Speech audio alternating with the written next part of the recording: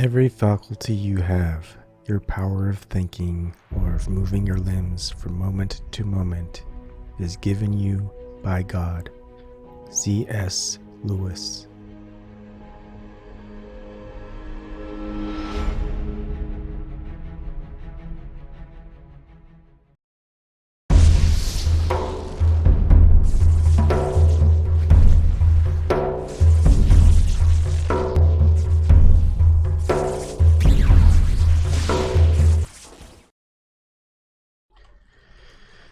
Good morning. You usually don't see me doing any of this early in the mornings, so that's going to be weird, huh? Now, this one could be more of a podcast. You don't really need to watch anything. It's just going to be me talking and giving my thoughts out. This is because of something that has been happening for a while and made me reflect a little bit, because every action I take, I want to reflect on it and whether it was, I guess, necessary. So before I start, the usual, I'll get to the quote of the day in a second. I quote from a lot of different people. It doesn't necessarily reflect whether I think that quote is whether it reflects me. I think it reflects more of the topic that I'm talking about. So if you see a quote and you go, Ebon said that quote, he must really believe in this or that. No, it's not a belief. It's just something that pertains to the topic and that's useful. You can always join me on Zoom. There's no special access to any of my content. My content is always free. You're not going to have a special Patreon access where if you pay a certain amount, you get access to specific or special content, or I'll probably put like an hour's worth of my content on YouTube or anywhere else, and then you have to access this little special area where you have to pay to get access to the rest of it. Now, all of this is always going to be free. And you can always come on in and have a conversation with me. In order to do that, I probably I'm going to to really start needing some support. I've had $0 of cryptocurrency donations for over 16 months. You can always donate via Bitcoin, Vertcoin, verify how much I've received by checking the blockchain. For my Bitcoin, 3 transactions, 2 of them from me from my GoFundMe to Susie Dawson when she needed it. You can always see a video of that. And of course, Vertcoin, which there are no transactions. You can always do a Google Super Chat, which Google takes a big chunk out of it. Or you can donate via PayPal.me, which I will disclose on the first of the month how much I'm making. That way people know. And how much I've made total since September 22nd, 2019, when I've put that up. So if you do not have any money to donate, Zen Garcia has had a contest for a while where if you prove the globe Earth, you can get $15,000. And someone else has tried to obtain that from him through court and failed. But maybe he didn't do it right. So if you want, it should be easy money, right? Everyone believes that the Earth is a globe. Get it from Zen Garcia, $15,000, and maybe just donate to me a 10% finder's fee or something. Okay, so we'll see if anyone comes on chat. I doubt it. It's really early in the morning for most people. So this morning, and for a couple of mornings now, so my son, who's 2 years old, getting close to 2.5, was really acting up. Terrible twos, right? Every parent has gone through it, except I would say that not to blame my wife, not at all, but she's a little bit more lenient on him than so with Leela, our daughter, who's now 6. And I'm seeing it and I've recognized it, and Now with human behavior, same thing with training a dog or raising kids. You've got a system of behaviors that you want to modify. For example, if let's start with dogs. If a dog is doing something good that you like, you're going to reward the dog, give him a treat. If the dog is doing something bad, like peeing on the carpet, you're going to want to do either a negative reinforcement or you're going to do a punishment. Now, punishment is just kind of the extreme, the thing that you would definitely not want done to you. Usually, most people think of it as like a spanking or something like that. The thing is, it's how long you want to take as far as being able to demonstrate to the dog the behavior you do not want. So if you regularly give it treats because it does something good, it'll understand that. If you take away something, and maybe it's punishment, negative reinforcement is taking away treats or not letting the dog out for a walk that you would usually do, etc. But sometimes your behavior from their behavior elicits bad behavior in return. So it's just kind of this cycle. So you've got to make sure that you apply some type of negative reinforcement in the correct way. Otherwise, you might elicit a more negative behavior from your negative reinforcement. And how do you deal with that type of thing?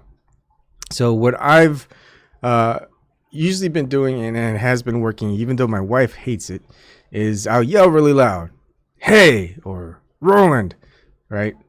And the thing is, my son knows that he does not like my reaction to his bad behavior, so he stops. My wife does not like it. She'll yell at him, but not in the way that I do. And so I'm reflecting. It's necessary from my point of view. Wife won't have a discussion. She doesn't like discussing things. She just says, "It's wrong, don't do it." And I'm saying, no. It's the same thing when she had her first dog, and the dog would not listen to her. The dog would pee, would chew things up, whatever. I started training the dog when we got together, and the dog was able to be fine. We were able to let the dog loose when on walks in the woods, because the dog would be able to listen before it never would. That sort of thing. Or before she would go to work, she would put all these things on her bed, because the dog would keep going on her bed when she left, and close the door to the room. And I always think that's just kind of not a good thing. I feel like it's like a dog is getting punished every day, doesn't realize that it's being punished just because she doesn't want dogs on her furniture. So it's more of a step is like, okay, you have to get involved a little bit more. When the dog gets up on the bed, let the dog know that they're not supposed to get up on the bed. And you get back home, you see the dog's up on the bed, or you can feel that there's warm. You say no, because the dog will know. Dogs check in to see your reaction because it knows what it's doing. And then just say no, and pretty much the dog understands. It's kind of the same thing. We don't have to go into a more larger punishment area or start off with the punishment, but that way the dog understands why it's being punished, instead of, "I don't know why I'm being punished all the time," type of thing. But there's a specific moment when you can react that reinforces the the dog or the kid or the person as to, hey, every time I do this type of behavior, I'm expecting something. I noticed that, hey, if nothing is being done about it, I'll keep doing it. You can just kind of see the same thing with society, and governments. If the government is doing something bad and people don't care and don't do anything about it, they'll keep doing it. It's just it's more of, it's not reinforced behavior. It's just saying that, hey, there's no repercussions, so I'll just keep doing it. Politicians, cops, judges, people in authority, they recognize this. They go, hey, people are getting away with it, and the public don't care. They'll just reelect me back in. I'll just do the same behavior. Why change? There's nothing negative that'll come about it, and it's just basically a positive. I can just keep doing what I'm doing, and no one can stop me. No one tries to. So why stop? So it's that same concept. Now, when we get into the psychology of humans and dogs, whatever, it's more of the psychology of nature in many ways. Except you have to have some type of being, an animal or something that will be perceptive to this training of reinforcement, whether it's positive or negative. Now, when you get into religion and religious deities, and we're gonna kind of move over to a couple of different ones. For example, majority of people have this Christian type of view, or similar type of view, where there's a heaven or a hell based on your behaviors on Earth. And for many, they don't believe in reincarnation, so let's just leave it at, you've got one life. You either follow the set of rules set by the religious deity, God, and you go to heaven, and if you don't, you go to hell. And heaven is eternal pleasure, heaven is eternal pleasure, hell is eternal torment. The thing is, what is the accomplishment of God? And this is where the quote of the day by C.S. Lewis comes into play. C.S. Lewis quotes, "Every faculty you have, your power of thinking or of moving your limbs from moment to moment, is given you by God. Therefore, we should have to assume that there is a motive behind God's teachings, God's guidelines, God's laws, whatever, in the Christian religion." So if the idea is, hey, okay, you follow these set of rules on Earth and you go to heaven, what is the purpose of that? And what is the purpose of, well, you didn't listen to me, but I wasn't the one who told you, I told someone else had to tell you, or someone else wrote it down, and you had to listen to those things on, and just had to believe people, regardless of me telling you personally. And if you don't do that, you go to hell and you're eternally punished. What's the point of that in the end run? It's difficult to fathom, and people in Christian spheres will say, well, God does as God wills, etc. But again, when we're assuming that we have the same faculties as God, since we're created by God in that religious view, then therefore we should have the same faculty. Which also in turn, there's this weird baptism or Baptist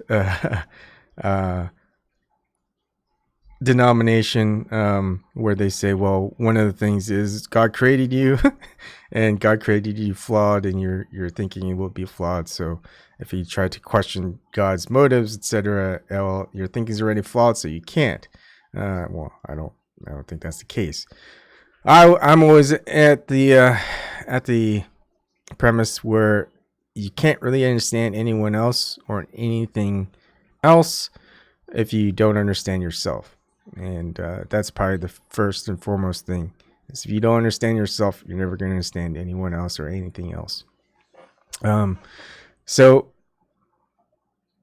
to think of something as far as, well, is there any type of feedback system? And that's the important thing in regarding the psychology of religious deities, is the feedback system. When there's something where human to human interaction, human to animal interaction, etc., there's always a feedback system. As given that certain moment when you do something, is there any repercussions from others? And that happens universally. Someone does something to you, say someone steals from you, or someone hits you, that what you do is going to be different than anyone else. And what you do in return will dictate what that person does to you in the future. For example, let's say I just hit you really hard in your stomach, and I just laugh, see what you do, and you don't do anything. So I just keep hitting you in your stomach. Well, you're not doing anything, and you still don't do anything. I know I could keep hitting you in your stomach, and you're not going to do anything in return. That's how bullies kind of do things. I'm not saying I would do that, or this is just an example. Now, say I hit you in your stomach and you took out your gun and you shot me in the leg. Well, am I going to punch you in the stomach again? No, I don't think so, because I don't want to get shot in the leg. So what you did in return from that moment is the feedback system. I hit you in your stomach, waited for a reaction. Well, there was nothing happening to me, so I know I could do it again in the future with no repercussions. Well, say one day I hit you in your stomach and you take out a gun and shoot me in the leg. Well, I'm not going to punch you in the stomach anymore, because now I know, well, there's negative repercussions in doing it. There's no advantage to me. So when we're comparing this type of feedback system with religious deities, we don't have any of that. We go through our entire lives, and as far as the Christian religion goes, our feedback system, it happens at the point of death, the aftermath of death, in which we have no idea what happens. And so if there's only one life, we don't learn anything from it, right? It's like, well, you're going to hell because you didn't do as I told you to do, as written by others who were written in a book, which I didn't personally tell you, type of thing. Or Christian God will go, oh, okay, you did really well. You believed in everything, and you had tremendous faith, and therefore you go to heaven.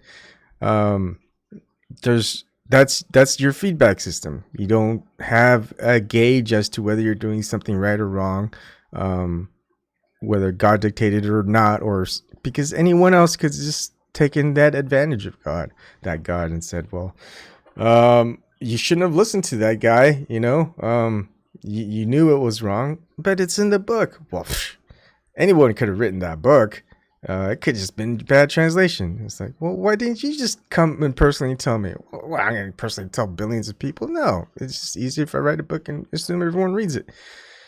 So logically, the psychology of the Christian God is a little bit perplexing and not logical. And therefore, if our faculties are the same of that, well, the faculties of that God is probably a little bit suspect.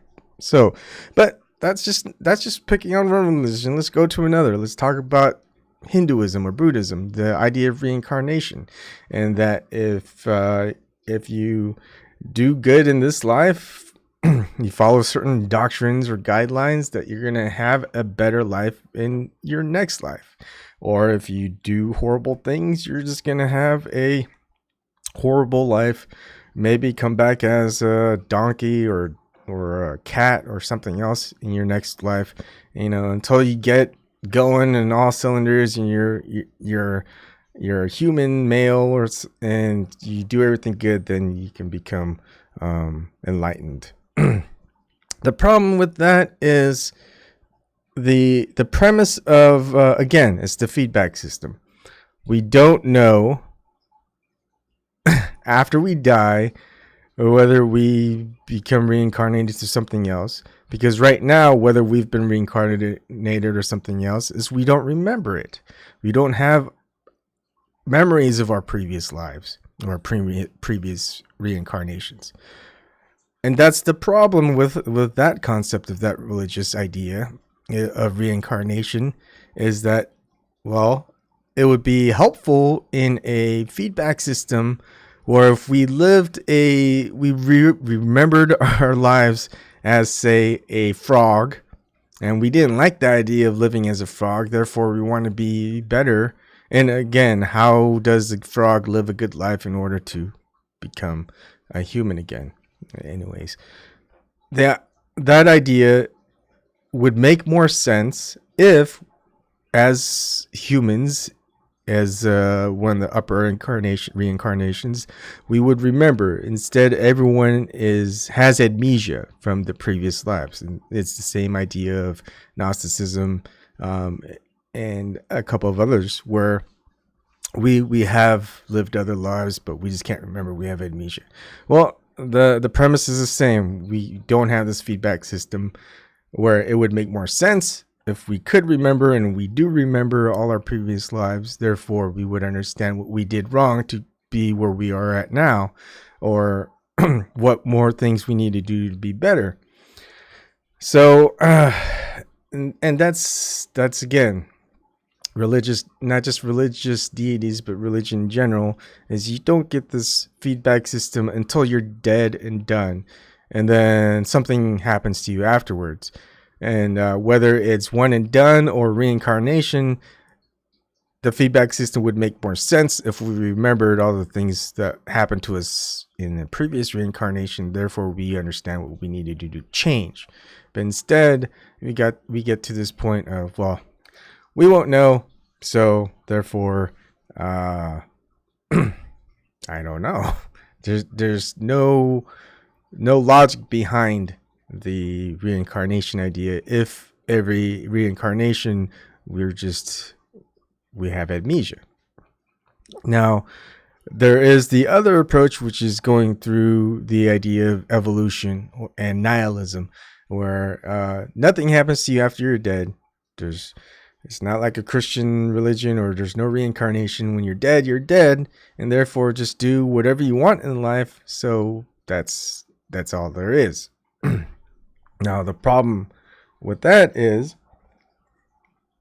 if you're going by the evolutionary standpoint, well, every death should be a measure of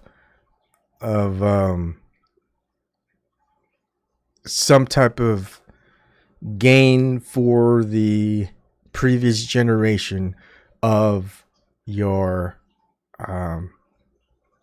species environment. For example, I was born in America. I lived in America most of my life. I have family raised in America. Therefore, when I died, there should be some benefit towards the species of humans that are in my area, America. That's noticeable. So whatever behaviors I had and didn't change, that should process into the collective locality of, hold on, give me a second here. Sorry about that. Excuse me. All right. Therefore, every death is just an idea of, okay, he passed his genetic markers on to his kids. The kids, up at that point, if it's all just based on nature and not nurture, well then it doesn't matter what happens afterwards. So basically, all my genetic markers passed on to my kids. My kids have it now. Doesn't matter what I do. The genes are there, and it's basically whatever changes in the environment changes their abilities as far as what they pass on later. The thing is, we would see this gradual change throughout generations as far as the locality, but the thing is, and the culture. But the thing is, we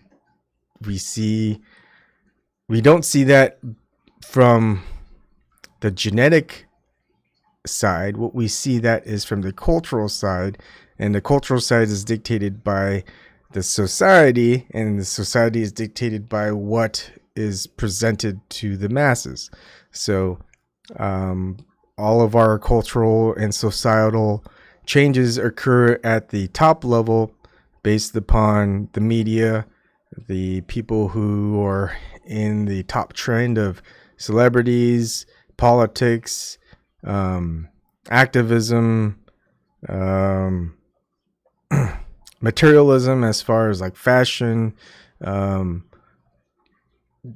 collectibles, and maybe even credentials, for example, maybe the academia type of gain, how people perceive you, basically social media in some ways. So how they are presented to others from what they do and how they act. And so what we would end up having, we wouldn't have all these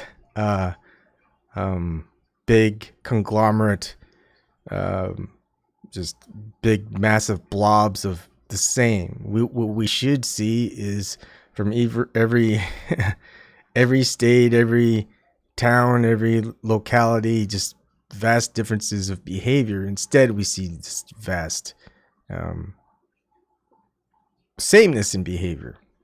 So it doesn't matter how I act within my locality, it's not going to allow others to act in that same way. But it's the way I act, and people who see me and interact with me, it might change them in some ways. So it's not a genetic pass on. It's more of a nurture environmental factor that permeates to everyone else. I mean, otherwise we would have a lot of different thinking. But of course, I could be wrong, because there's the idea that, well, you want to go along with the herd because the herd is safe. Therefore, if you differ from the herd, even if it's the truth, you're just going to be worse off, which we do happen to see. For example, the idea of flat Earth versus globe Earth. Globe Earth is definitely a lie, because the ones who are trying to prove it are faking things, and it's easy to point out the faking of it. And therefore, well, to assume that they are lying because they are faking it, then it has to be the opposite. Well, you get attacked, you get ostracized. So and that's just one point of it.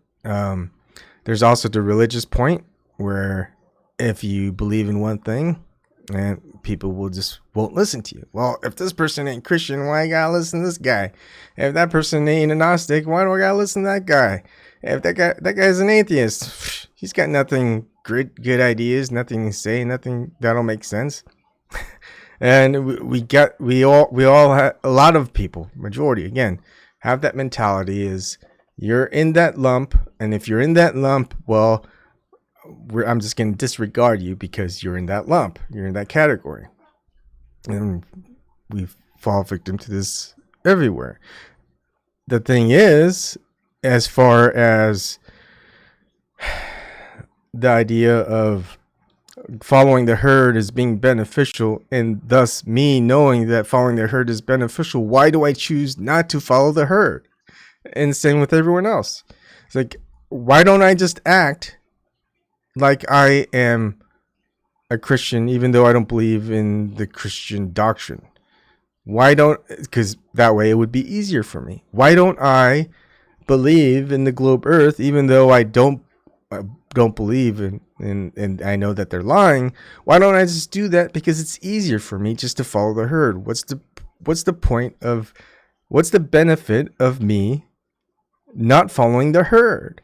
And so I am at this conundrum, and many others are too. It's like, why take the more difficult path when you already know that following the herd mentality is the easiest outcome of your life, right? So if you follow this nihilistic view or atheistic view that nothing happens after your life, so you could do whatever you want, then you would pick the easiest path to live until your death.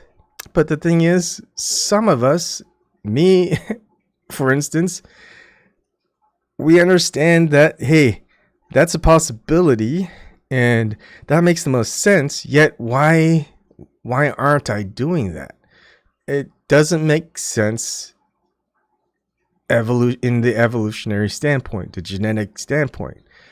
And genetically, if we're identical, at least 50% to our siblings, or even more, or more similarly to our parents, then why don't we just follow basically what our parents do, with disregard to the environmental factors?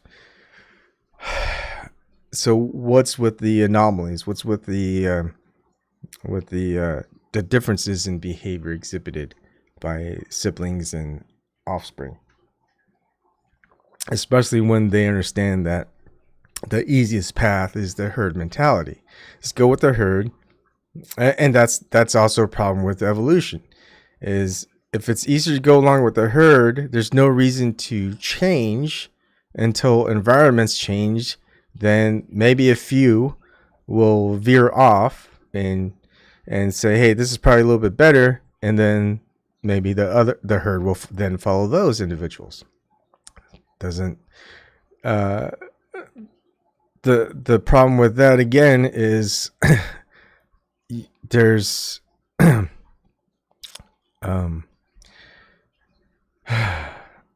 excuse me. The problem with that is, well, how you won't know which one is right until, well, they're dead. Because basically, if it's survival of the fittest, you either survive or you don't. And if you survive, well, you're the fittest. Well, if you don't survive, well, you did something that wasn't fit to survive. So you would have to veer off in some point where it's advantageous. So where is this advantage of those who don't follow the herd as far as in the current time that we have, and even in previous times? We could look back with written history, with the official narratives of written history and stuff like that, and go, okay, there was all these people who stood up, went against the system, tried to do better, tried to leave a better mark upon the world, and they got assassinated, they got murdered, they got imprisoned. All these things that happened that's to them that have been negative.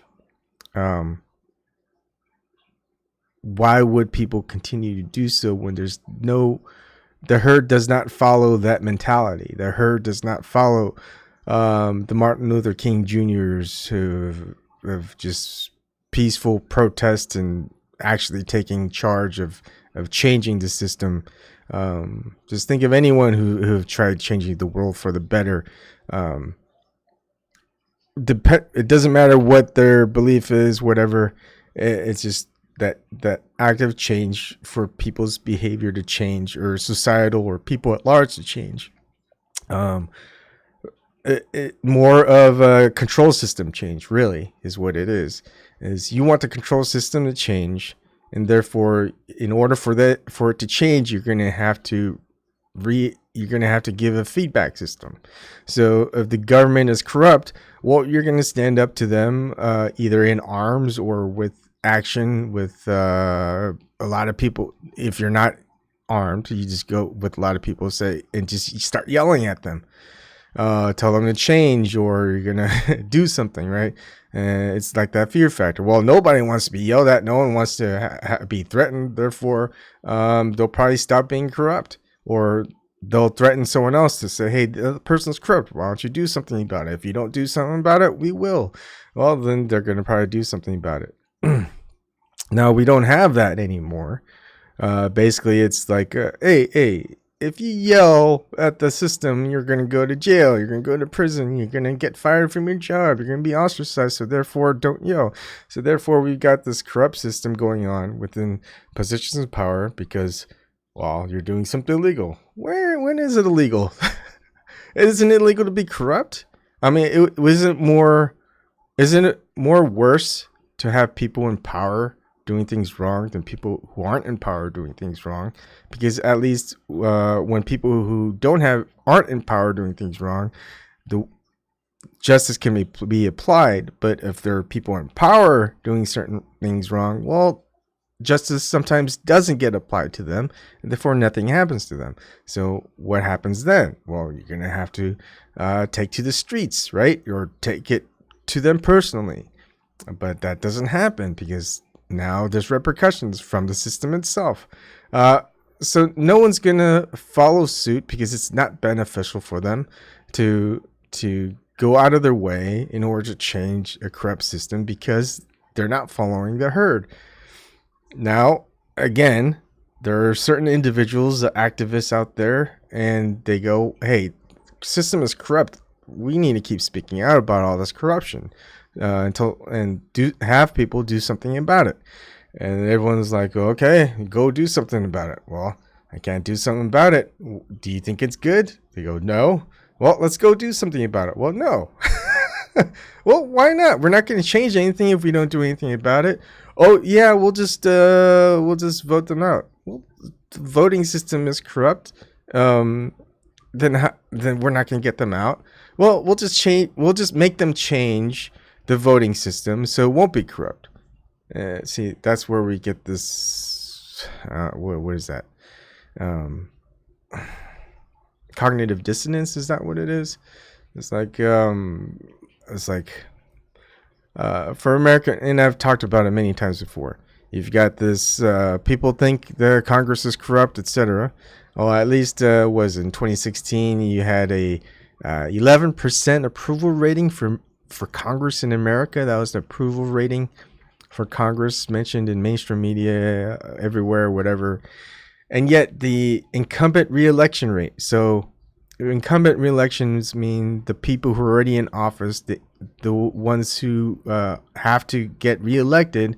How many of them become re-elected? You would think with the 11% disapproval rating, you have probably 11% get reelected. No, it was 92 to 96% reelection rating for the incumbents. It makes no sense. And then people will go, well, it's because we got all this money in play. You know, it's whoever can raise the most money, they'll just get in office. And the Congress, well, they create a legislator where there's no limit. And so what we need to do is put pressure on them to reverse that, or actually, their thought is let's vote people in the office so they can change that. Or how about we'll just put pressure on the people in Congress to change that legislation so we can put people in office that so they can do things well. But the thing is, it goes against the entire purpose of Congress doing that in the first place. They want to have unlimited money because, well, they gain from it, and the chances of their re-election is going to skyrocket. So there's no incentive for them to reverse the legislation they enacted, and there's no pressure on them to change otherwise. And there's no one who's going to come and replace them to overturn that legislative vote because, well, now they control the money, they control how they get voted in, or maybe they don't even need to. The election's rigged anyway, so they know they can go and make whatever laws that they want without any repercussions. So there's nothing that the public can do except to punish the corrupt that are in power. And that's where very negatively reinforce that. The thing is, again, when I talked about how if I punch somebody in the stomach, wait for a reaction, they don't do anything, well, I know I could punch them in the stomach again. But if they pull out a gun and shoot me in the leg, I know I'm not going to punch them in the stomach again. But that's that drastic measure, right? But the thing is, if you start there and previous times in history where we've seen revolutions occur, that's what governments don't want. People in power don't want. They don't want the people to come and show up in arms to take them out of office because of their corruption. They want people to just be okay with it. And that's where we are now. People are okay with it. They're not going to go and get their guns and force the corrupt out of the office and put people, control the voting process to put people in that they want. And therefore, they're just going to keep doing it. It's just like, now, you don't have to go that full way, right? For example, if all it took was for me punching that person in the stomach, and instead of them taking out their gun, shooting me in the leg, they just punch me back in the stomach. And I'm like, okay, yeah, I don't like that either. So I probably won't put you in the stomach next time because I don't want to get punched in the stomach again. So they didn't have to take out their gun and shoot me in the leg. I already know that I probably don't want them to punch me in the stomach back. So it's almost like it doesn't have to go to the full extent of negative reinforcement or punishment for me to stop my behavior. So there's that measurement of what does it take for those in power who are corrupt to step down from it. But the thing is, we won't know that until we actually start enforcing some type of reinforcement feedback. So we've got the idea of we've got the psychology of humans and pretty much those that are cognitive enough to be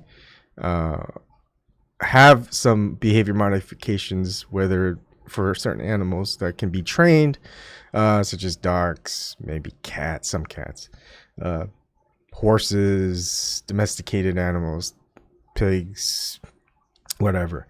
Now, then we get into religious deities, where your feedback system ends at death, so we don't have a feedback system at the beginning or middle or anywhere we can perceive where we need to actually have a change.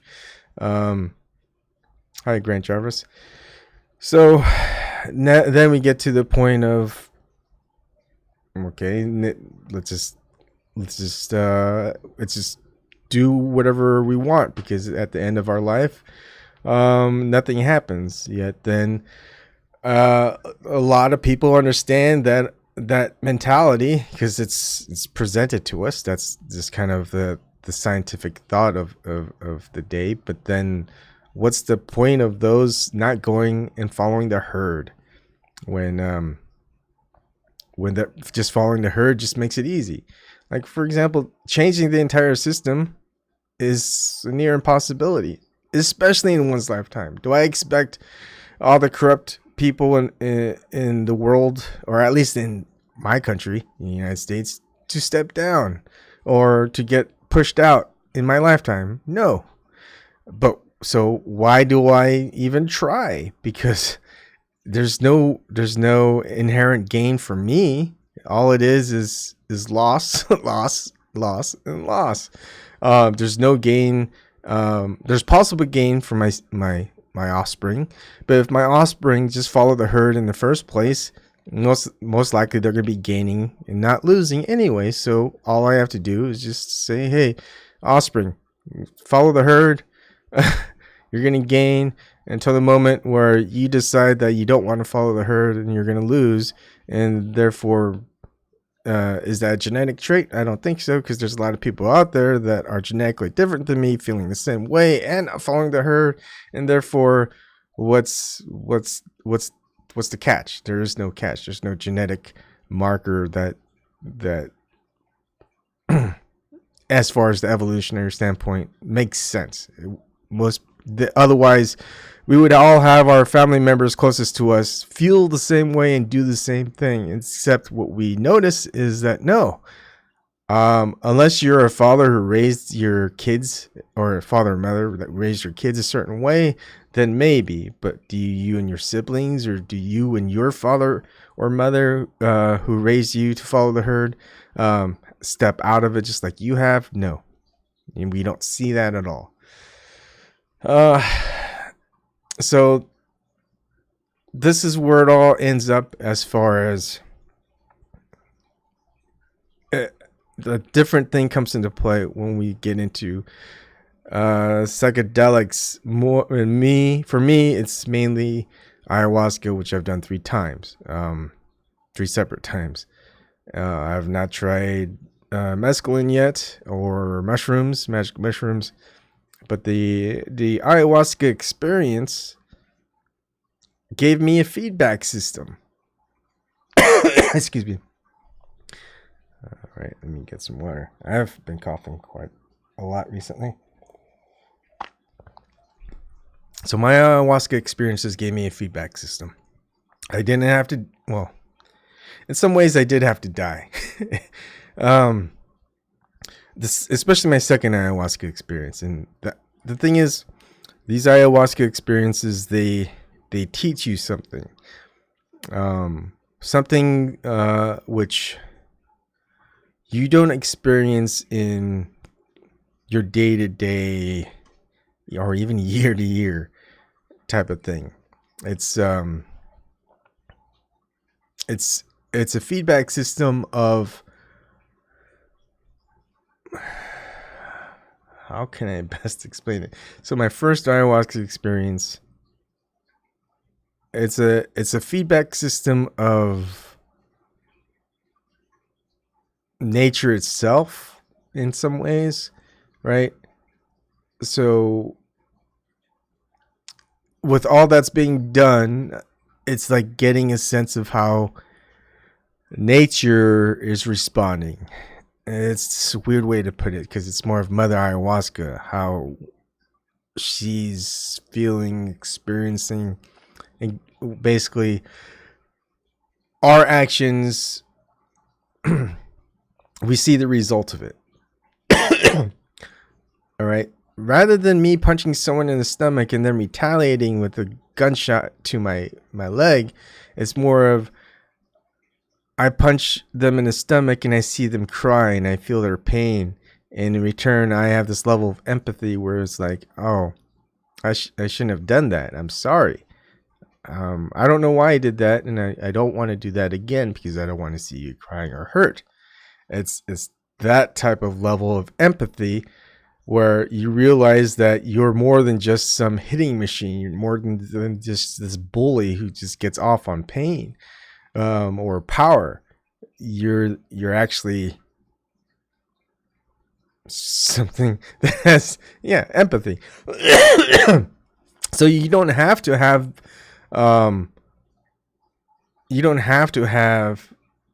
the person on the other end retaliate in some negative reinforcement or punishment, because what in actuality it is, you end up feeling the repercussions of their pain and their suffering, and that's enough for you to change. So it's more of a, so that's kind of like, you would never understand the hurt that occurs from this mother spirit without ayahuasca. You just take things for granted. But if you can feel that energy, negative emotion, negative feedback system from the psychedelic experience, why would, if you have this level of empathy, you wouldn't want to hurt this thing, this entity that you cannot explain, because you understand that there is suffering involved for it, and therefore why would you want to let it suffer? And then second ayahuasca experience is the finality of death. It's you get a feedback loop, right? You can finally think of the most torturous death experience you can experience, and once you've gone through that, you understand how painful that experience can be. Therefore, you don't want to go through it again. So, and there's a reason behind that. And now, when you experience that, you've got your end of death feedback system experience that religious doctrines can't offer. They don't tell you. They don't give you an explanation as to even why you would want to do that, just because of some deity. But in this experience, my second ayahuasca experience, the most torturous way of dying, and it's not just earth death, it's just total death. And you're alone, but you don't have to be, and that's the thing.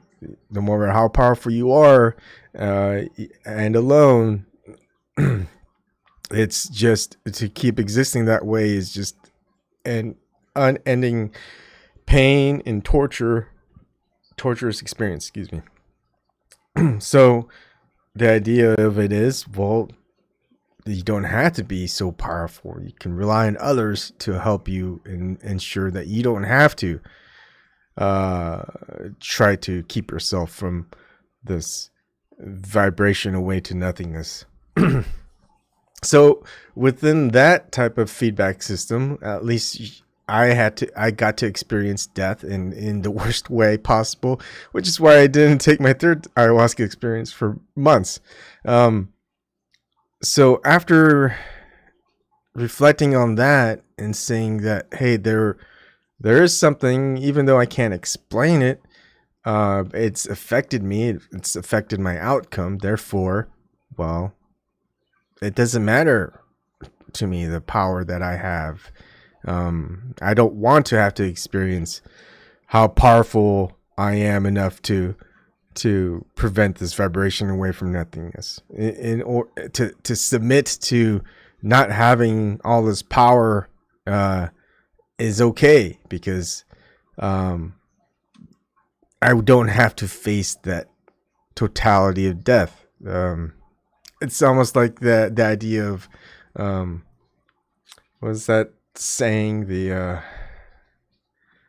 brighter the star, the faster you burn type of thing, right? It's that same kind of concept where you don't want to burn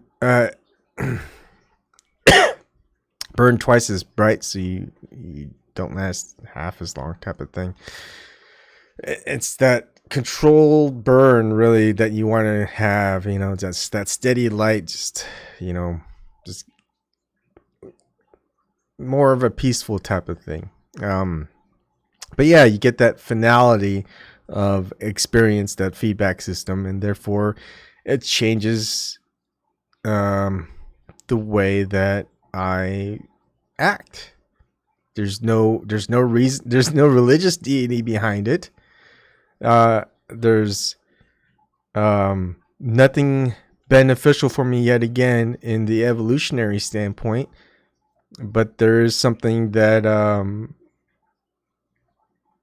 that I can relate to and understand. Therefore, the idea of this being humble with what I have, and not get carried away with the ego and power and things like that. So, and that in essence gives you more power, which is funny because you don't want to have all that power, but you realize by not wanting all that power, you can have that power, and therefore you don't have to worry about the repercussions of having that power, because you understand you can let it go when you want to, because you want to, and not just because you need to. It's weird. So here comes my third ayahuasca experience, and I get another feedback system of the aftermath of the finality of things and how it relates to everyone else. And again, it's not it's more of it relates to the psychology of me, but not in how I want to live my life in regards to others, and have to be reflective about and being more careful at eliciting a response I don't want to make unless I regret it. And when I do regret it, be genuinely sorry for doing that, because I could have handled it a different way. And not because of any material immediate gain, especially in this life, because all it does is make you humble. And in the herd mentality,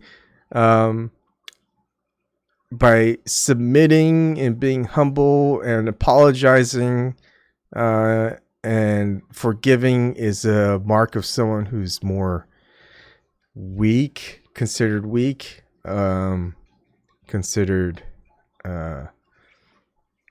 non-alpha, right? But that doesn't mean you can't be alpha. It's more of a be genuine in how you want the world and others to be. Therefore, you want to be leading by example. When I want to be firm, I'm firm, but know that there's a reason behind my firmness. And then if I want to be soft, it's only because I don't have to be firm, type of thing. It's like I don't always have to be alpha when I know that those around me, I don't have to get to that level. So why be at that level all the time for everyone? I have to gauge the people, get to know them a little bit better, and give them a good foundation as far as what I'll accept and what I won't accept. But always starting off at the extreme level, yes, it may demonstrate something to the individual, and they may not do something again. But then again, like I said before, they're not sure why to that extreme they're being punished for something that they don't think is that egregious. Just like a dog being locked in the room, right, for 9-hour day, just because, they think they're being punished, but they don't know why, type of thing. But at least when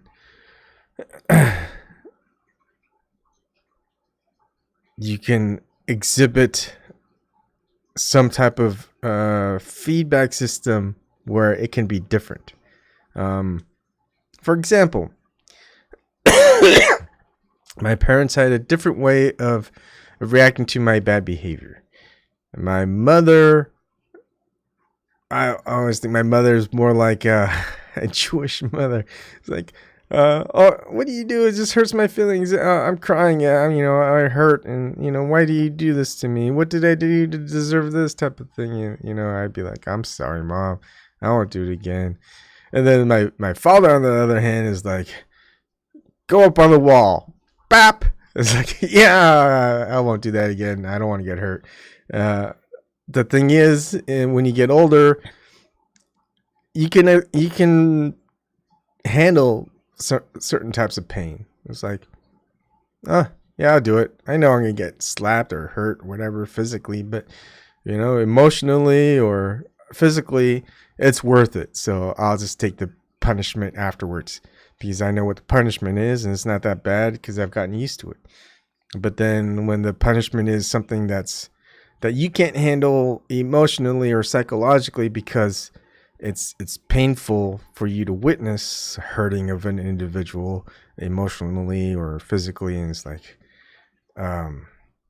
you don't that almost hurts you more, right? So you've got different ways of giving some type of feedback system. But again, maybe there's just types of it has to be it's a fluctuation of things because things change. Like a 2.5-year-old may not understand. Like, for example, I act like I'm crying. Like my kid will get something that he likes to eat, and I go, like, I want it. Like, feed me the good thing, and he'll be like, no, right? Or he'll do that. He's gotten to the point where he'll give it to me so I can take a bite, and I'll say thank you, and he likes it, and he likes being able to share. But he also liked it when he would act like he's gonna give it to me, and he pulls away, and I just start acting like I'm crying, and he'd laugh, and he would just do more of that. So yeah, that's maybe not good for me because I'm rewarding his teasing behavior. But but yeah, if I was genuinely hurt, or like say he did that to my daughter would be genuinely sad that she couldn't have some of whatever he was having. So he might change his behavior based on that. So not everything has to be forced reinforcement and and to elicit change, because I think that's where we can work with different types of people. You've got people who have empathy. You don't have to reinforce their behavior or negative behavior with physical negative reinforcement. You can apply emphatic negative reinforcement, and they will change their ways. But then you have some people who don't have that level of empathy, and you do have to have some type of maybe physical reinforcement or some type, because that's how they would react. And that's whether that's I don't think that's a genetic thing, because it doesn't apply again to those who are closest to you genetically. It applies to just different types. Otherwise we would see more families adhering to more of some society or cultural changes and gear towards one end, and more of the following the herd type of behavior too. Anyways, that's just kind of my thoughts. It would be nice to have this type of conversation with others, so we can throw some ideas back and forth or some questions. Unfortunately, I'm just talking to myself, even though I don't have to. But who knows? Maybe in the future, things will change where I have more of a interactive audience. Let's say that. But yeah, so in summary, going over the psychology of humans and animals, cognitive animals who can exhibit changes in behavior based on positive and negative reinforcement, or elicit some cyclic behavior based on punishment, which if wrongly applied can have negative repercussions in behavior modification. But then we get into religion and religious deities and the feedback systems that aren't provided immediately. They're provided at the end of life, in which we have no idea whether we've done things right or wrong until then. And if there is some reincarnation type of event that occurs, it makes no sense to have our memories wiped or having amnesia from it, because then we don't know what we did right or wrong in our previous lives in order to know how we need to proceed in our current life. It just logically it makes no sense to have it that way. And as far as the evolutionary nihilistic approach, or maybe atheistic approach to life, it makes no sense not to follow the herd in order to just have positive gain in the material and emotional state, to just follow one's I don't know, what would we call it? Follow our own, I guess, our own path, our own standard of right and wrong type of thing. I mean, so the idea of basically if if knowing is power, and we know that following the herd and keep going and gaining material to lead to physical and emotional contentment and happiness is the way to go, then why don't we keep going? Why do some of us just drop out? Why do we just go, no, that's not how I want to live my life, even though I know it's going to be the harder, more difficult road? It makes no sense, evolutionarily speaking, to do that. It makes no sense, even nihilistically, because if there's nothing afterwards, why suffer through life?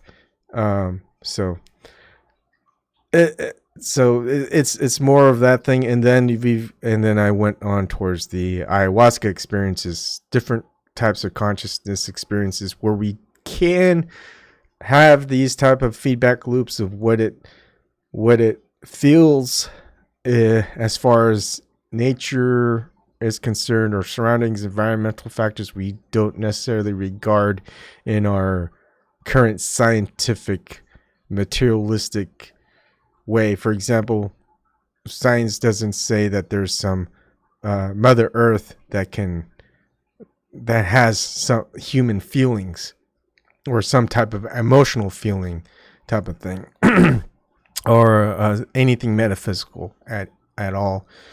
Excuse me. And then there's the feedback system, what it is to experience death at the most torturous level, and then also what it means to interact with those around us and how it actually affects us, and not our physical realm, but of some other realm out there, which we still don't know about. I don't know about, or may not be able to even ever understand in this lifetime. But I still have that feedback system where I've experienced some form of it, and therefore it still affects me to make me want to change, to be better around others, and to make sure my choices are how I want them to be, and not because of how it makes me feel, but of how it makes others around me feel. And in that aspect, I don't have to worry so much about myself, or my ego, I guess, of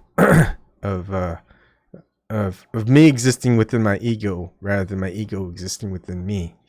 It's weird. Anyways, thank you for joining me. It's been like an hour, 10 minutes, so it's long talk. It's like a soliloquy. I just wanted to get that out there because, again, if it's kind of in my head and I'm thinking about it all the time, and it's enlightening in some ways to me, it makes me reflect, and part of this is my reflection. None of this is scripted. If it was, I wouldn't be saying and oh and pause so much. There's that for you. Anyways, I'll probably see you later tonight, if not tomorrow. Anyways, I'll see you soon, and thank you for joining me if you're here. Thank you, Grant Jarvis, for chatting in chat, and I'll see y'all later.